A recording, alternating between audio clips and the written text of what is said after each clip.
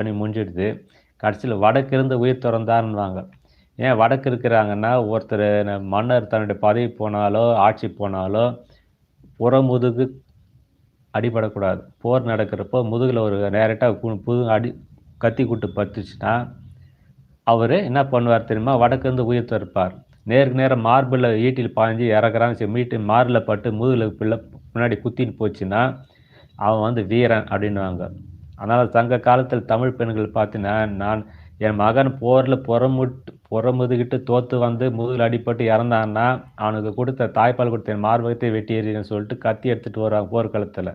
அந்த போர்க்களத்துல பார்க்கிறப்போ, அந்த மன்னன் சின்ன வயசு மகன் என்ன பண்றான், போர்ல முன்னாடி நிற்ப மார்ல கத்தி பாய்ஞ்சு இறந்திருப்பான்.